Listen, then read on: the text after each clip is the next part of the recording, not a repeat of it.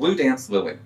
I have heard that OT8, revealed after Hubbard's death, indicates that Hubbard is the Antichrist and will return as such at the end of times, claiming that Lucifer is an entity of enlightenment. Is that true?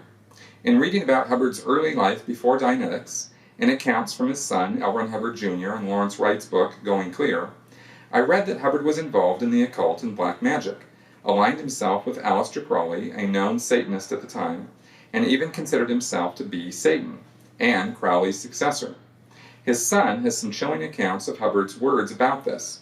However, the Church has denied these connections. Therefore, I find it interesting that OT8 would draw upon these connections and refer to Hubbard's occult beliefs. Well, Hubbard's occult leanings and beliefs and whatnot are very well documented. Especially, there's a whole chapter on it in a book called Barefaced Messiah by Russell Miller, which is the best biography of Hubbard I've seen or read. Absolutely amazingly documented and researched material. And so Hubbard, without question, was involved in occult rituals with Jack Parsons in Los Angeles, in Pasadena. Actually, like 5 minutes from where I grew up in Pasadena. Literally, I used to ride my bike past the house where L. Ron Hubbard lived for a while doing nonsense occult stuff with Parsons.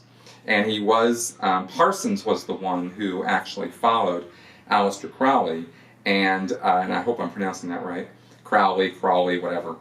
And Hubbard then was involved in the same black magic stuff that Parsons was involved in. And Hubbard definitely, from all indications, believed in it. Right? He believed that he had a guardian spirit, and he wrote about that in his affirmations and whatnot. The stuff about OT8 is true. I've seen the issue. I believe Hubbard wrote it. It's certainly written in his distinctive writing style and in his voice, which is not really easy to duplicate, right? And I feel I've read enough Hubbard and listened to enough Hubbard that I believe that issue was written by him. And in it, he does claim that he will return as a politician, not as a religious leader, and that he has, this identity of Lucifer, the light bringer. And that's from what I've done a limited amount of study with this, and what I understand is that is an old Gnostic idea that the snake in the Garden of Eden was actually the good guy. And I think that's fascinating. I think that story is just amazing, because if you think about it for a second, right, and not to offend anybody's religious sensibilities, but if you have a God who creates man and denies them knowledge, or knowledge, right, the tree of knowledge, and then they're going to eat from this apple, right, and then they're going to get knowledge.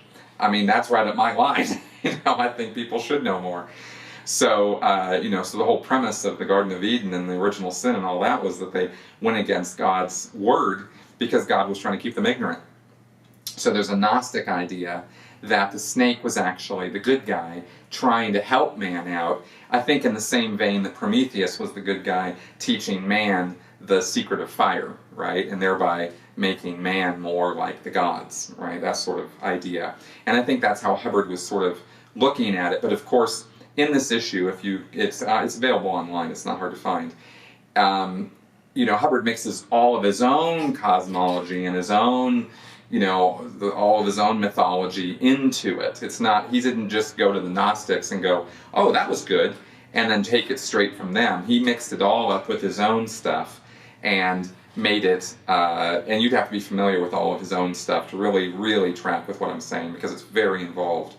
But it involves civilizations in space, and a galactic confederation, and a group called Markab, which is a space civilization that takes over planets, just moves in, spaceships come down, they just, take over and conquer civilizations, right? And Hubbard has it that the second coming, as spoken of in the Bible, will really, what it really means is that Markab is coming, and they're the bad guys. And that Lucifer, the light bringer, is supposed to enlighten everybody. I mean, it's all just a mashup of stuff. And it really proves out, when I say Hubbard's a plagiarist and and doesn't have a lot of original thinking with his ideas, this is the kind of thing I'm talking about. Is he drew from, like, I don't know, 8 or 9 different sources to come up with this mythology that he lays out in this issue that's on OT8.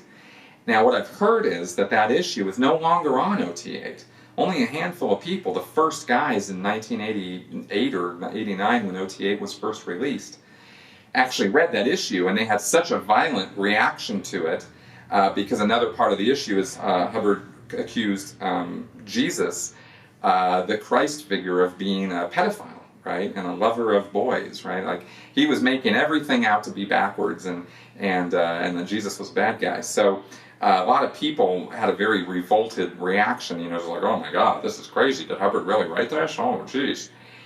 And so what I've read about and heard is that Miscavige pulled the issue on his own authority, right? He just pulled it. And so that's no longer part of OT8. So, you know, I've talked to OT8s who did read it. I've talked to OT8s who didn't read it. I mean, there's a lot of back and forth on it, but I believe that that's the case. And so, you know, there's a lot more that could be said about Hubbard's occult beliefs and whatnot. I'm not going to get into all that right now. There's a lot to know about that subject.